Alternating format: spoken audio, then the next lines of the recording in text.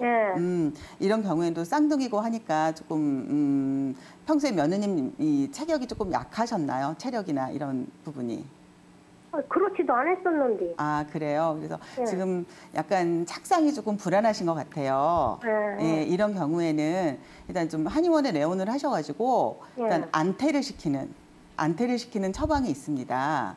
전혀 어. 뭐 태아에 뭐 기형을 유발한다거나 뭐 그런 예. 부작용이 없이 일단 그 착상이 잘 되게끔 유지를 시키는 안태음이라는 처방이 있기 때문에 안태요? 네네네, 안태를 시킨다 그래서 그 예. 처방을 받으시면 예. 어렵지 않게 일단 임신을 유지할 수가 있어요. 그런데 음. 아무래도 조금 쌍둥이다 보니까 예. 그냥 쌍둥이가 아닌 아이보다는 조금 부담이 크지만 예. 일단 퇴원을 하시면 바로 예. 좀 한의원에 가셔가지고 그 예. 안태 처방을 조금 받으셔서 한약을 복용하시면 어. 좋으실 것 같습니다. 아, 네네, 도움이 되실 거예요. 그래서 건재상이 큰 박사 학위 받고, 네네. 저기 선생님이 좀,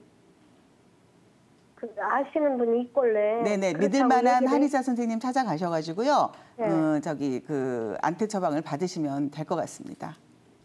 네. 며느리를 같이 가서, 네네네, 며느님 모시고 가셔서요. 그냥 네. 얘기만 가서 하면 안 돼요? 네? 그냥 며느리 움직이면 안 된다고 그래갖고. 아, 근데 이 가급적이면 정확히 진단을 받으시는 게 좋습니다.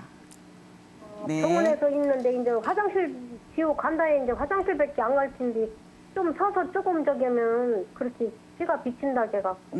조금 누워 계셔서 이제 병원으로 옮기실 때도 차에 조심스럽게 누워서 움직이시면 돼요.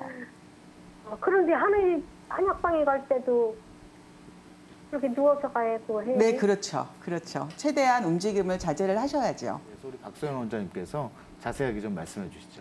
네, 저기 산전 관리라고 하면 임신을 준비하는 이제 남자와 여자가 이제 몸을 건강하게 해서 건강한 임신, 건강한 출산을 준비하는 과정이고, 이렇게 자연적인 임신을 준비하는 과정도 산전 관리지만, 난임의 상태에서 시험관 뭐 아기 시술을 한다는 등 이런 보조 생식수를 쓸 때 그 성공률을 높이고 그에 따른 부작용을 줄이는 것도 사실 산전 관리의 일부가 되거든요.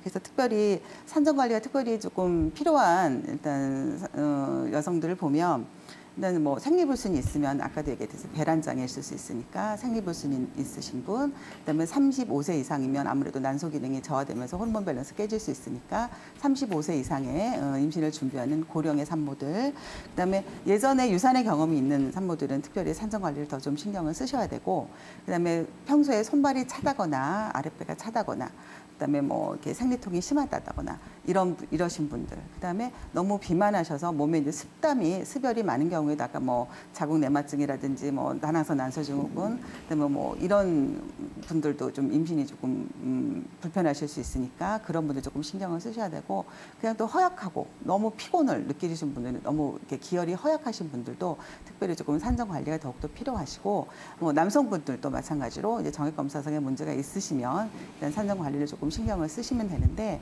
일단 남성과 여성의 약간 접근 방법 약간 차이가 있겠죠. 남성 같은 경우는 이 건강한 정자, 운동성이 좋은 정자, 모양이 예쁜 정자를 만들도록 양정이라는 방법을 쓰는데, 일단 한방에서는 신장의 기운이 생식 기능을 포함한 어떤 그런 개념이 보신되는 처방을 써서 일단 양정의 방법을 하셔야 되고, 이제 여성 같은 경우는 이제 여러 가지 방법이 있어요.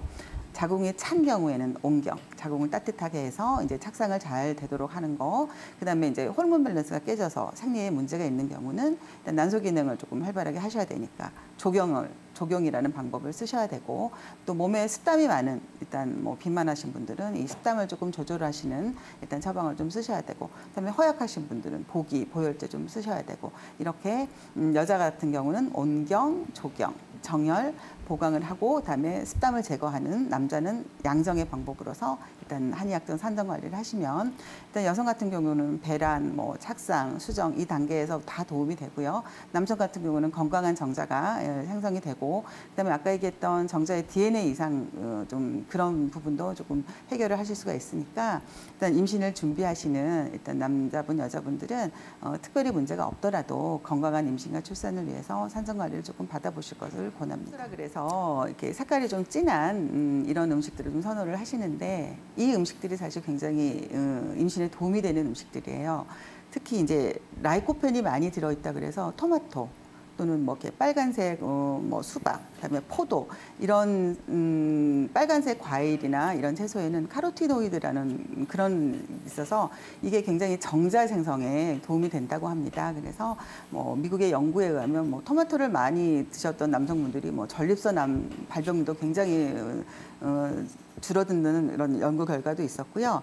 그다음에 이제 푸른 생선, 녹색 채소, 그다음에 뭐 아스파라거스, 뭐 오렌지 이런 엽산이 많이 들어있는 음식도 상당히 임신에 이거는 남자 여자 모두에게 도움이 된다고 합니다.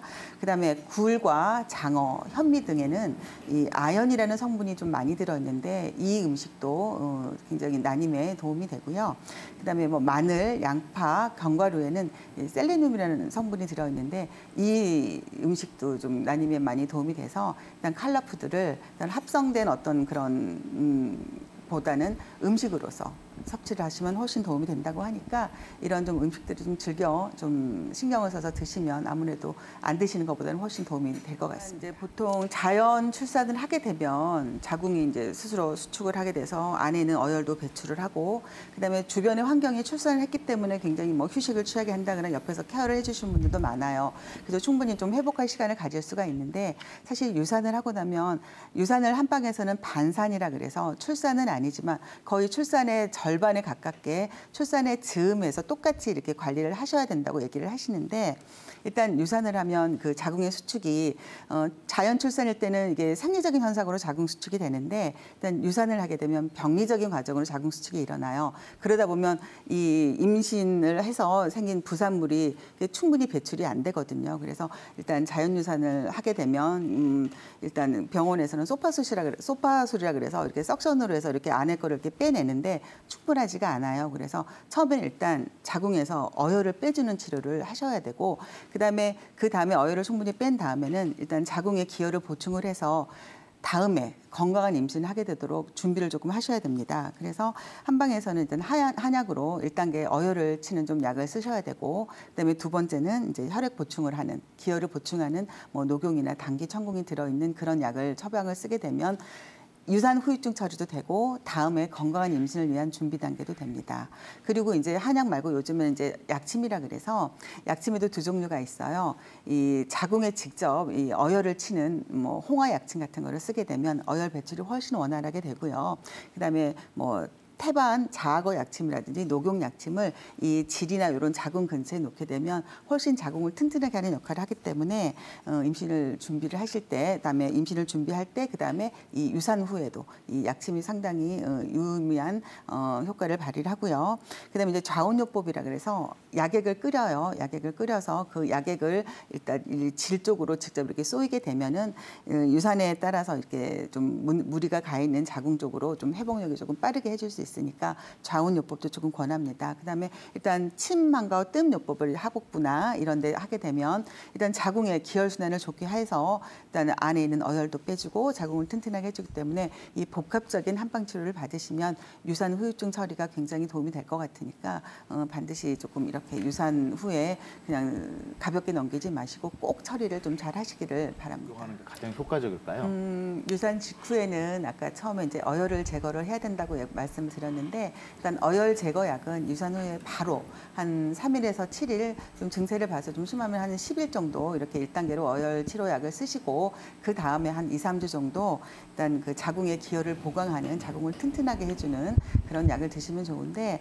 요즘에는 좋은 제도가 있어요. 이제 국민 행복카드라 그래서 임신을 하면 이 산모들한테 이게 카드가 지급이 되는데 이 한 산모에 일단 뭐 그냥 보통 한 아이를 임신한 경우는 50만 원, 그다음에 쌍둥이 같은 경우는 70만 원 정도의 보조가 있는데 이게 출산을 기준으로 한 2개월까지 쓸 수가 있는데 중간에 유산을 한 경우에는 그 카드를 가지시고 일단 가까운 한의원에 내원을 하시면 유산 후 한약을 경제적인 부담이 없이 산모들이 드실 수 있으니까 꼭 그 카드를 이용을 하셔서 그 국민 행복 카드를 등록된 한의원에 가셔서 일단 자궁을 튼튼하게 하고 자궁을 회복하는 데 도움이 되는 한약을 반드시 드셨으면 합니다.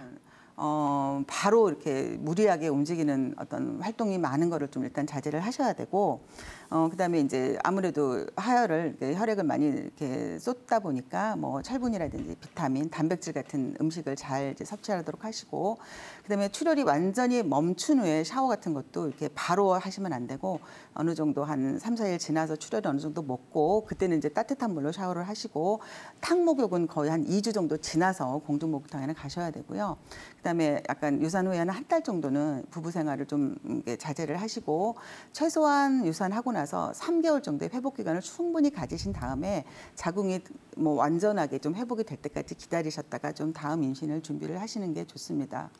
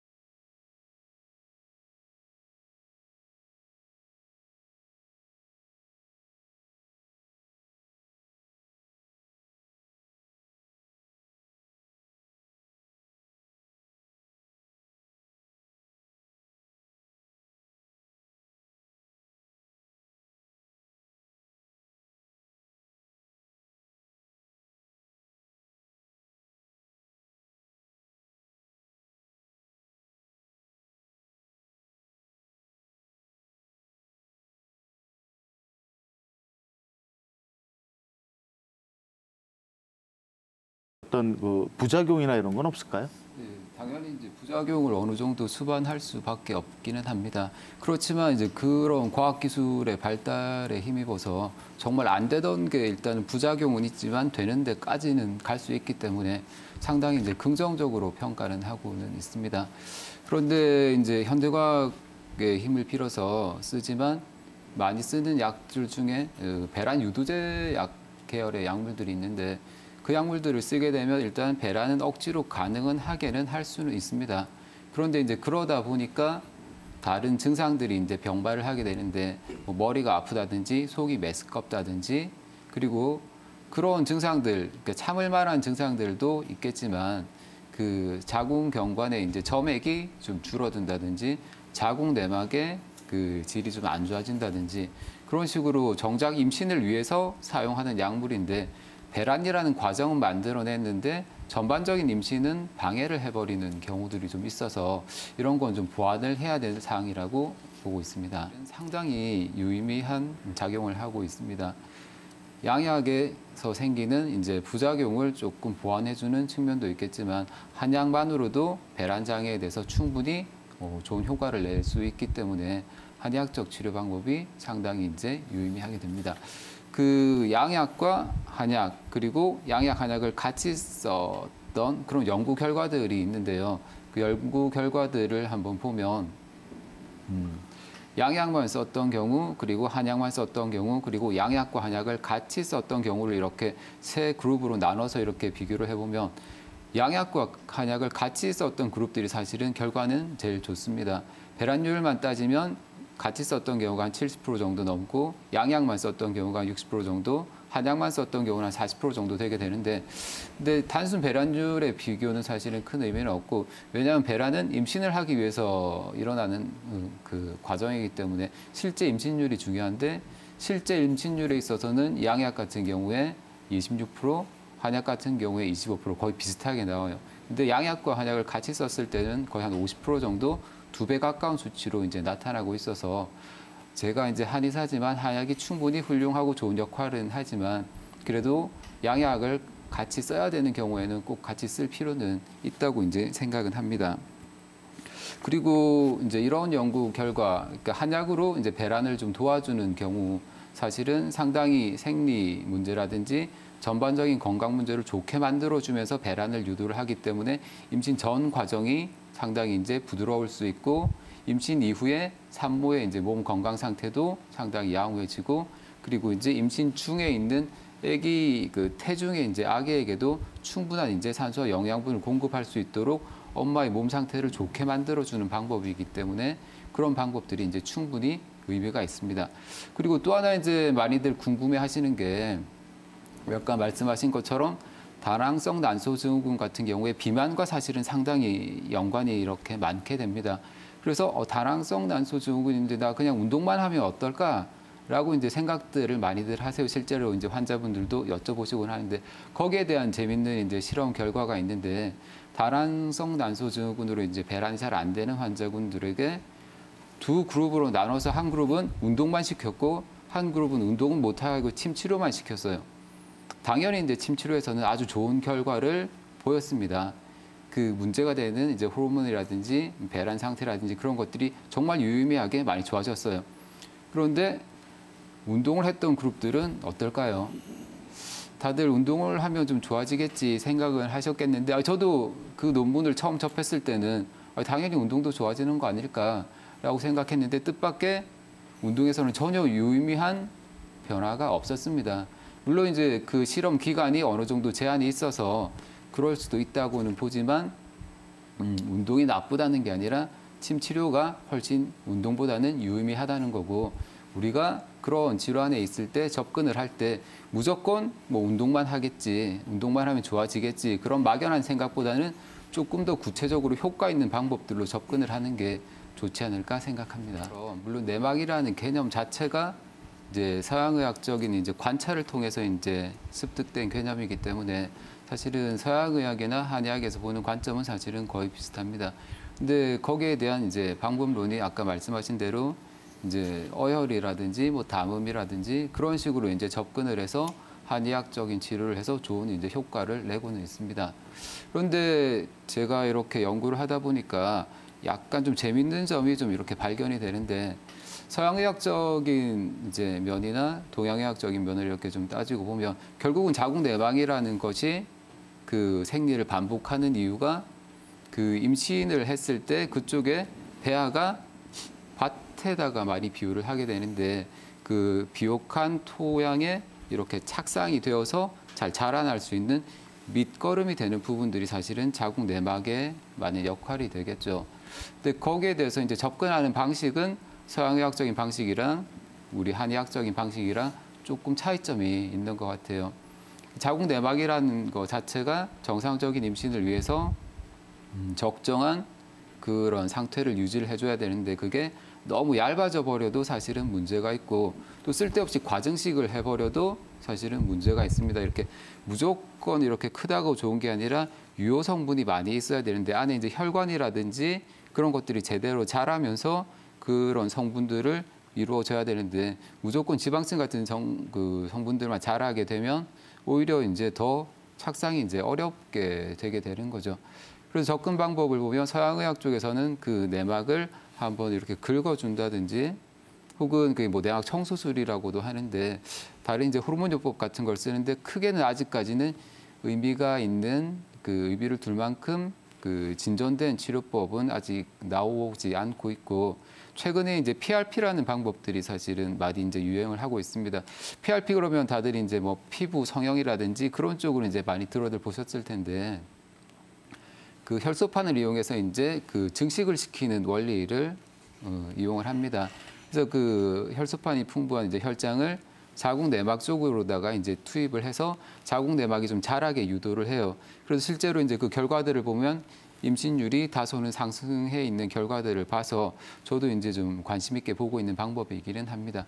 근데 그쪽을 이제 조금 생각해 보면 사실은 전부 다 자궁 내막 자체에만 이렇게 집중을 해 있는 상황인 거고 한의학에서는 그 기질적인 문제에 대해서 항상 접근을 하게 됩니다. 왜냐하면 한의학에서는 옛날부터 현미경이라는 게 없었어요. 그래서 자궁 내막이 두꺼운지 얇은지에 대한 연구는 그때는 많이 부족했던 거고 그냥 맥을 봤을 때 그쪽으로 가는 기혈의 순환이 좀 떨어진다. 그 정도로 이제 생각을 하고 접근을 했던 거죠. 그래서 그쪽으로 이제 이런저런 약물들을 많이 사용을 해봤고 자궁맥이 약한 상태에서 썼던 약물들이 지금 현대과학적으로 밝혀보니까 자궁 내막을 유의미하게 자라게 만들어주는 역할들을 많이 이제 했다.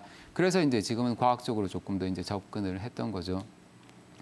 그런데 그런 약물들의 기전들을 보면 대부분들은 그냥 단순하게 내막만 이렇게 에스트로겐처럼 자라게 하는 게 아니라 기저 그 혈관들이라든지 기저 토대를 미리 다 좋게 만들어요.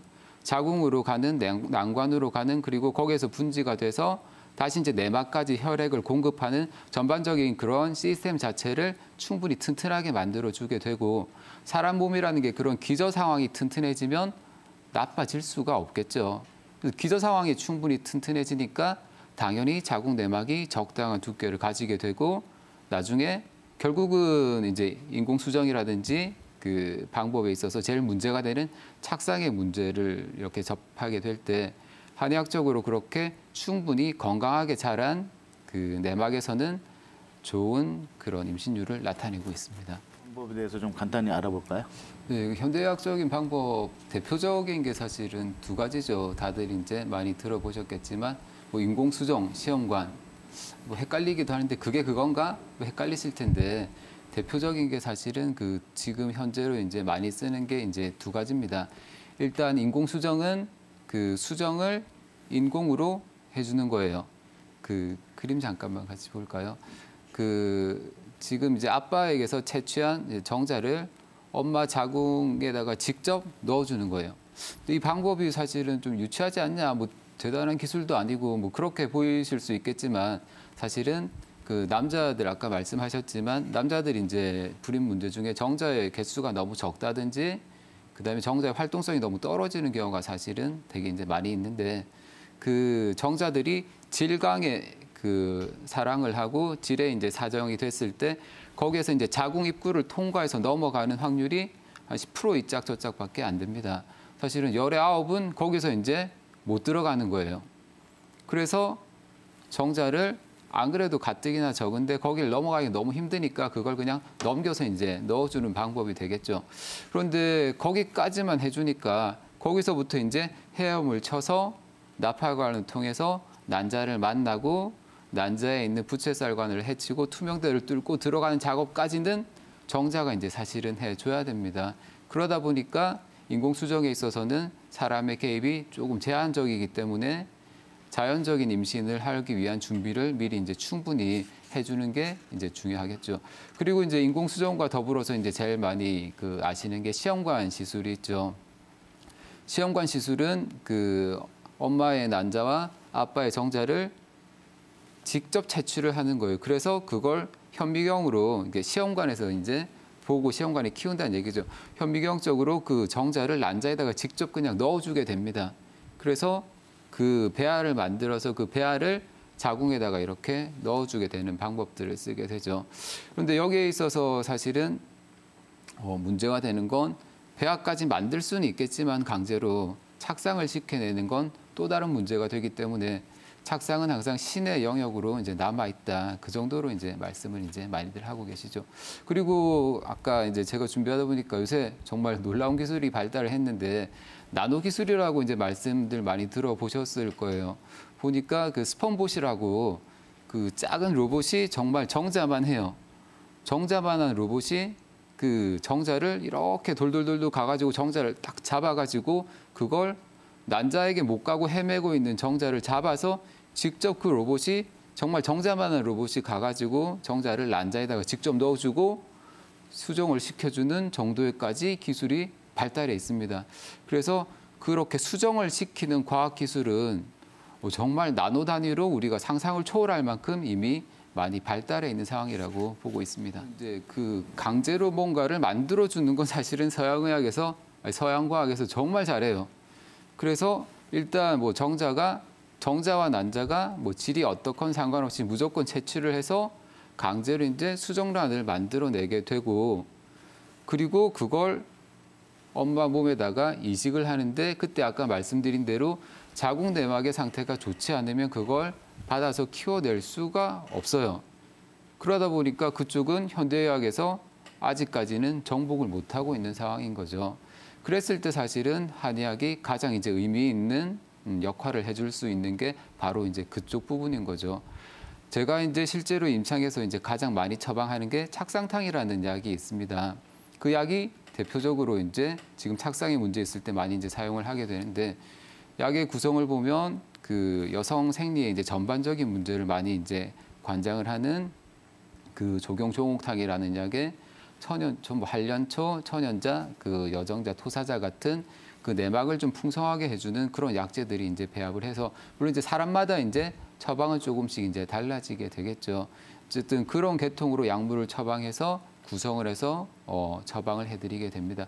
그랬을 때 자궁 내막이 충분히 유의미하게 증식을 하게 되고 인공수정을 하건 시험관 아기를 하건 상관없이 자궁 내막이 나빠서 착상이 잘 안 되고 임신이 잘 안 되는 경우에 충분히 이제 많이 도움이 되게 되죠. 왜냐하면 인공수정 같은 경우에 그 비싼 비용을 들여서 하게 되지만 그 인공수정이나 시험관 아이 같은 경우에 누적 이제 성공률이 30% 정도 그리고 실제로 출생률이 20% 정도 보고 있습니다. 그게 이제 그럴 수밖에 없는 게 그런 임신이 제대로 안 되는 이유 자체는 정자나 난자나 자궁, 난소 그런 것들의 기능이 사실은 좋지 않기 때문에 그렇게 이제 정상적인 임신 과정이 이제 어렵게 되는 거죠. 그런데 서양의학적인 방법은 물론 의미는 있겠지만 그런 기능을 좋게 만드는 것보다는 기능이 나빠져 있는 걸 그대로 기능을 대신해주는 역할이 사실은 상당히 강하죠. 그래서 어느 정도 임신까지는 갈 수 있겠지만 한의학적에서 기능을 좋게 만들어주는 방법을 같이 사용했을 때 훨씬 더 이제 의미 있는 방법으로 쓸 수가 있습니다. 그래서 이제 그런 쪽으로 이제 연구들을 한 논문들을 많이 보게 되면 그 인공수정을 할 때 한약을 같이 이제 사용을 했더니 그 생아 출생률이 2배가 높아지더라. 뭐 그런 연구도 있고 그리고 침 치료를 했을 때 정자 상태가 상당히 좋아지고 한약 치료를 했을 때도 정자 상태가 많이 좋아져서 정액의 농도가 좀 이렇게 짙어지고 정자의 활동성이 이렇게 좀 높아지는 그런 연구 결과들이 이제 많이 있게 되죠. 그래서 서양의학 쪽에서 이제 이렇게 해내지 못하는 아직까지는 이제 난제로 남아있는 그런 생의 활동 부분들, 정자나 난자나 자궁의 상태를 좋게 만들어주는 그런 치료에 있어서는 한의학이 반드시 강점을 가지고 있을 수밖에 없습니다. 그런데 임신이 쌍둥이래요. 네. 쌍둥이인데 출혈이 있어갖고 네네. 그래서 이제 갑자기 그래갖고 이제 병원에를 갔더니 입원해라고 해서 내일 모레 정도 되면은 일주일이 지거든요. 네네. 그래서 이제 항생제를 맞고 있대요. 아, 예. 네, 그런데 이제 내일 모레쯤 태어나나 그랬는데 이제 또 출혈이 조금 있어갖고 안태 쪽 처방은 뭐 말씀하신 대로 이제 워낙에 이제 명방들이 많아서 너무 네. 걱정하지 마시고 근처 한의원 가셔가지고 처방 받으시면 되는데 그게 그 서양 의사 선생님들은 아직 모르는 정보들이 사실은 상당히 많아요.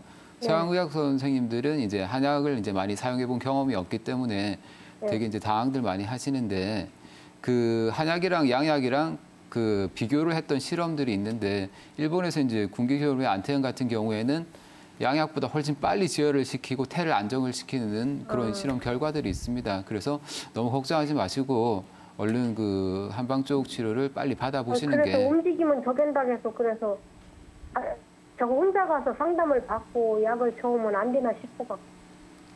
그러면 가까운 한방병원으로 가셔서 치료 받으시는 것도 뭐 괜찮은 방법이지 싶습니다. 가지고 임신이 되는 그런 확률들도 많이 높죠? 네, 상당히 높습니다. 제가 이제 그 중구 한의사회 난임 그 사업을 이제 주도하고 있는데 그쪽으로 하면서 이제 다른 그 지방자치단체에서 난임 사업들을 사실은 상당히 많이들 이제 시행을 하고 있습니다. 그래서 이제 그쪽들 연구 결과들을 제가 이제 취합해서 이제 분석을 해보니까 그 자료 화면 잠깐 보여주시겠습니까? 그 대구 같은 경우에는 거의 이제 40% 가까이 이제 확률이 나온 부분도 있고 그리고 이제 다른 이제 수원시 같은 경우에도 40% 가까이 물론 이걸 산술적인 평균만 돼도 거의 30% 가까운 이제 성공률을 나타내고 있습니다.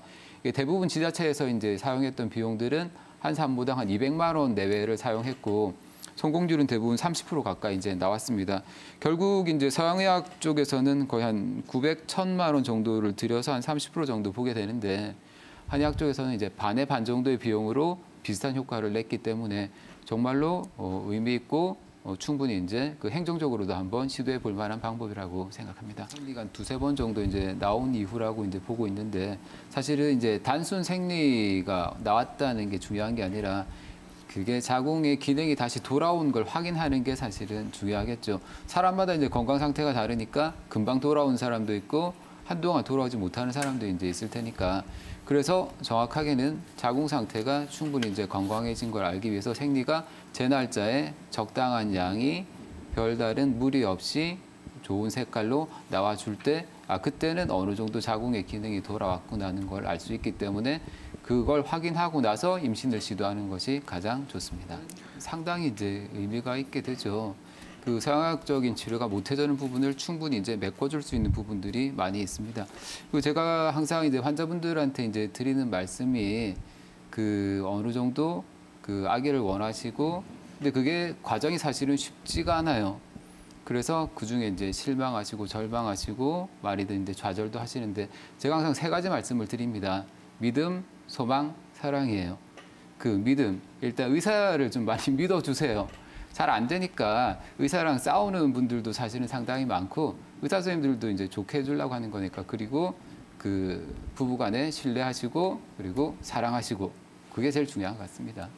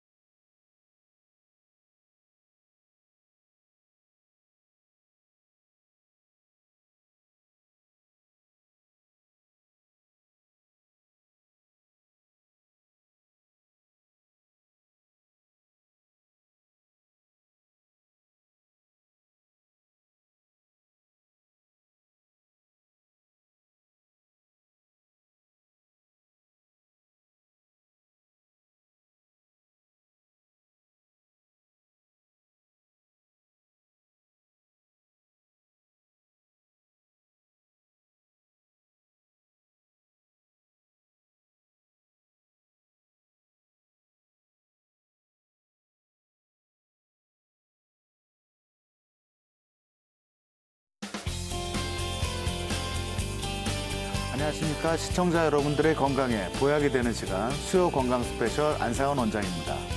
오늘도 건강과 관련된 다양한 정보 제공과 시청자분과의 1:1 맞춤 상담이 준비되어 있습니다. 방송을 시청하시면서 건강과 관련하여 궁금하신 점이 있으시면 지금 바로 02-2000-4959로 많은 전화 부탁드립니다. 그럼 오늘 이야기 나눠볼 주제 화면으로 먼저 만나보시죠. 우리나라 부부 10쌍 중 3쌍이 겪고 있는 난임 문제. 임신을 방해하는 여성의 배란 장애의 원인과 각종 질환의 해결책은 무엇일까요? 안정적인 임신과 건강한 출산을 원한다면 이제 부부의 노력이 필요한 시대. 난임 부부의 임신 성공률을 높이기 위한 한의학적 관리법과 치료법을 알아봅니다. 네, 오늘 수요 건강 스페셜 주제는 난임과 출산입니다. 사회 경제적인 이유로 결혼과 출산을 미루는 분들도 많이 계시지만 한편으로는 임신과 출산을 간절히 바라면서도 임신이 잘 안 되는 이런 안타까운 사연들도 많이 있습니다. 경제적인 이유들 때문에 결혼 연령이 점점 늦어지는 원인들도 있고요. 또 심한 스트레스나 여러 가지 환경에 의해서도 임신이 잘 안 되는 경우들이 많다라고 알려져 있습니다. 오늘 난임과 출산에 대한 이야기 나눠주실 두 분의 원장님 화면으로 먼저 만나보시죠.